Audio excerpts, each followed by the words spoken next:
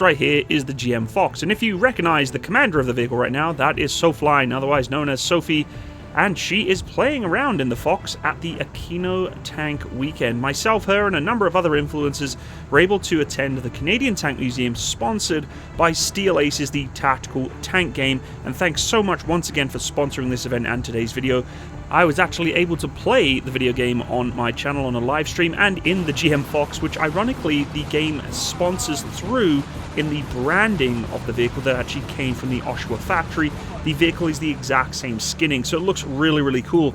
But as we watch SoFlying go around on this beautiful vehicle, I want to talk a little bit about why we are focusing on the platform. Well, other than it's Canadian and super, super cool, it does bring the conversation about how reconnaissance has changed in a wheel platform from World War II to today. And as you saw at the beginning of the footage, we had the TAP V on show, and when you look at the platforms, you kind of got to think to yourself, they're almost quite similar in the way in which they operate. The GM Fox is a Canadian-built armoured reconnaissance car from 1943, designed, built and deployed by Canada in one of our most industrially significant contributions to World War II. And getting to see this vehicle up close really raised some questions to me in terms of wheeled reconnaissance vehicles from old and new, and really got me thinking, why is it that Canada stopped making vehicles of this kind?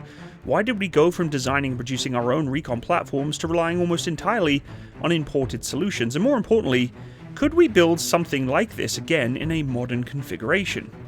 So first of all, let's rewind back to 1943. Canada, deep in wartime production, needed a versatile, reliable reconnaissance vehicle to support Commonwealth forces. The British Humber armoured car set the standard, but production capacity in the UK was of course stretched thin. That's where Canada stepped in. General Motors of Canada, based in Oshawa, which is where the Canadian Tank Museum is, adapted the British Humber design to fit a Canadian Military Pattern or CMP 4x4 truck chassis. The result, the GM Fox Mark I, a 7.5-ton armoured car that was fast, rugged and simple to maintain. It used a GMC straight 6 petrol engine, 4x4 suspension, and was armed with a 50 caliber M2 Browning machine gun and a 30 cal coaxial machine gun. Its turret was manual, its armour was light, but it wasn't meant to really take a hit. It was built to move, scout and support, which is where I think Canada, for its armoured capabilities and our forces today, really need to look at what we have. Over 1,500 units at the time were produced between 1943 and 1945. It saw combat in Italy, Northwest Europe and India.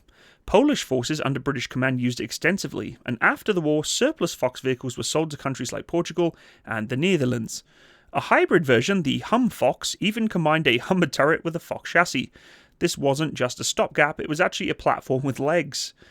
Now fast forward 80 years, standing in front of a restored GM Fox at the Aquino, it really sinks into me how far ahead Canada was during the war in terms of self-sufficiency and innovation. This vehicle was really designed and built entirely here, in a time where the world was depending on us to deliver. And it seems as though nowadays, with the way the planet is going in terms of conflict, this could become a reality once again. The Canadian Tank Museum did an outstanding job of getting this vehicle restored and preserving this piece of history. The General Motors Fox reconnaissance car. So later in the war, this would have been replaced by the American-built Staghound. But this is what Canada and the Commonwealth countries had when that American production wasn't available to us. So after the Staghound came out, a lot of these went into rear area and were not used as reconnaissance anymore. So let's have a look at the vehicle. You can see it's made by General Motors of Canada. It has the plate on there, GM with the maple leaf, and that's built right here in Oshawa, Ontario. And this is why this is so exciting that this vehicle is coming home. And being a reconnaissance vehicle, most of the armor the heavier armor is on the front of the vehicle, and you can see that it's all welded. We had very good welding technology here in North America, but the front panel with the thinner armor, that's actually is removable with these bolts, because this is to access underneath the steering and do some mechanical fixes on the vehicle, because the driver operator sits right behind this plate. So you would have had great frontal protection for a reconnaissance vehicle, but definitely a weak spot down here. So also you'll notice it's missing any sort of tow hooks, but those are tucked right under here. So both front and back of the vehicle, under the fenders, you can see the small tow hook.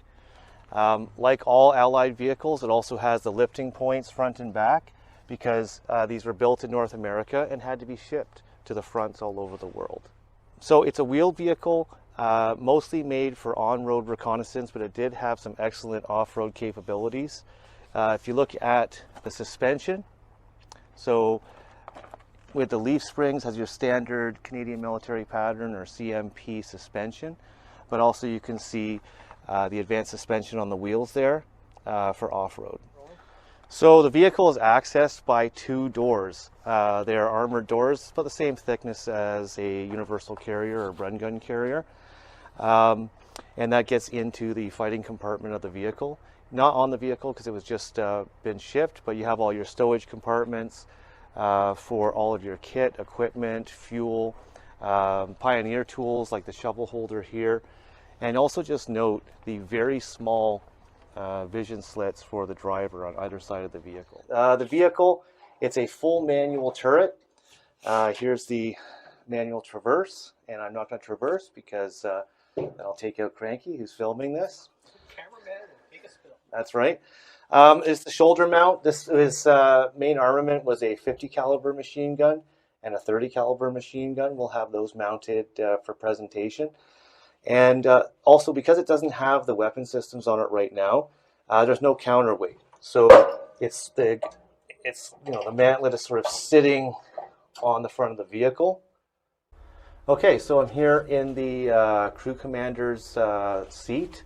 Very small. Lots of stowage for ammunition and other kit. You can see the number 19 set behind. So the crew commander in this vehicle is also the radio operator. You can also see that he has a 360 sight, top of the vehicle. I was talking about the poor situational awareness when you're all hunkered down. Notice that the two hatches on top, those are split hatches. So when they open, it's kind of two pieces that fold over like this and then lock into place. Some pretty thin armor. It's still going to give the crew some protection from small arms and shrapnel, stuff like that. But other than that, the commander doesn't have a lot of viewports or situational awareness, and pretty comfy. Once again, it's a manual traverse only, and that was actually one of the problems with the vehicle, having the two machine guns and only having the manual traverse. Some of the infield complaints where that was difficult to get them on target when they did get into trouble. So now down into the driver's compartment. You see the driver has to come through the fighting compartment to get into his position. It has the fold down rear of the seat. This is interesting because this vehicle was built on a CMP chassis. You can see the standard CMP truck cluster there with all the same operations, the same standard steering wheel, and many components that would be familiar on a Canadian military pattern vehicle. Here, obviously, it's missing part of the battery tray. We're going to have to get that rectified with a master power switch down here, power on the cluster, and then a push start. One funny thing is when we did get it off the truck, why you didn't actually see it roll off the truck, is it wouldn't start. And we had to use the good old bash the starter with a piece of wood trick. So here you have the headrest for the driver. Right now it's open hatch, so he has fairly good view out front. And these are those side windows I was talking about. They can be locked closed or opened. Not a great view. I don't think that they would have had glass. It doesn't look like there's any room for that, but we're going to research that. Now, here's the driver's compartment, and this is what makes this vehicle exceptionally unique, is if we look at the rear of the vehicle, there's another steering wheel.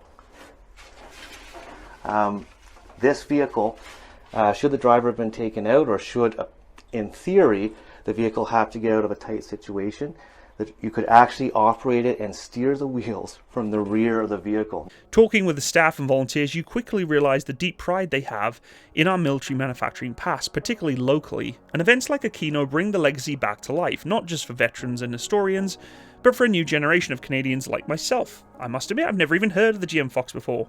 And again, thanks to Steel Aces for making the vehicle in the platform so that those who play the video game can actually play around with the platform and have some fun with it. It is a lot more than just a game, it's a bit bigger of effort, really, to keep the stories of these kind of vehicles relevant and accessible. So, where is Canada today when it comes to reconnaissance vehicles? Well, as I had mentioned at the beginning of the video, we have the TAP-V, the Tactical Armoured Patrol Vehicle in service. It's a very heavily armoured, very capable, but also extremely heavy and expensive reconnaissance platform. Now, many critics have pointed out its limited visibility and the fact it's not exactly nimble, especially off-road or in harsh environments. The LAV-6 fills many of those roles, including reconnaissance, but its large 8x8 platform is more suited to mechanized infantry support than deep scout operations. Then there's the MRZR, the lightweight ATV style option, but they lack protection and are really only suited for special ops or permissive environments where you can basically put a small crew into the platform and send them off their merry way, rather than supporting the armoured battle groups that could need that intricate recon support. So despite all the options, Canada doesn't really currently field a light, dedicated 4x4 recon platform that's domestically designed and built. Something agile, low profile and suited for our geography. In Arctic patrols, remote forested regions, or urban observation roles, we're really missing something here. Something like a modern version of the GM Fox. But what could a modern Fox be? Well, let's imagine for a second a modern Canadian-built recon vehicle that could take inspiration from the original Fox but evolve for a more modern battlefield need. Start with a 4x4 or a 6x6 lightweight chassis. Use a hybrid electric drivetrain for silent running and reduced heat signature, modular armor packages, and integrated drone control stations. Of course, the TAP-V does have a remote weapon station. I've heard it's very, very good, but it's not as well in terms of its customization. It does have the ability to have a 50 cal or a 40mm on top of there, but it would be nice to have the ability to put the 30mm cannon depending on the mission. Not all reconnaissance missions are going to be completely silent. There may be an opportunity where you may be able to put a little bit of heat onto the enemy and pull out. Unfortunately, the 50 cal and the 40mm isn't going to give you quite that sort of firepower level that you could need. Sensors, though, are going to be absolutely key. You've seen a lot of my channel recently talking about thermal, IR, LiDAR, and long-range optical surveillance gear mounted on telescoping masts or deployable UAVs. I do feel that Canada has the capability and the environment and the workforce to create a highly mobile, low-signature, maximum awareness platform. And it would need to operate in Canada's toughest environments, and what better of a place to test in those environments is built here in Canada. Whether it be the Arctic cold, muddy forest trails, urban streets, we already have the industrial base to produce these kind of systems. For instance, places like General Dynamics Land Systems in London, Colt Canada in Kitchener, DW Engineering, Rheinmetall, NP Aerospace, the list goes on. The capability exists, but what's missing, I think, is the vision. Now, similar to the original GM Fox Mark I, building a vehicle like this wouldn't just serve the military or the armed forces, it would be a bit of a statement, an industrial statement saying we can design, we can engineer and produce our own defense solutions. It would create jobs, foster innovation, some pride, and in all honesty just reduce that heavy reliance on foreign procurement, and gives our troops a tool built specifically and for the purpose and conditions that they face here at home and on their missions abroad. Now, I do have a lot of respect for the TAP-V. I've spoken to crew members. There's a mixed result. I can't give a huge amount of opinion on it because I'm a serving member, but I will talk about those who have used the Textron platform in other nations, and they have said it is unfortunately set for an environment that not really exists as much anymore with things like IEDs, roadside bombs. However, with the mission in Ukraine, where mines are still very, very prominent, the TAP-V is very prominently set up for blast, right? Underside blasts, not so much reconnaissance. It's not certainly nimble, it's fairly tall, and I have heard a number of reliability issues with the platform globally. But for us to design something like the GM Fox in a modified, modern standard, it would connect us back to our roots, a time where Canada wasn't just a participant in some form of global conflict, but we were a producer, an innovator of sorts, a nation that pulled more than its weight. Seeing the GM Fox in person really reminded me of what Canada is capable of, and when we step up and build for ourselves.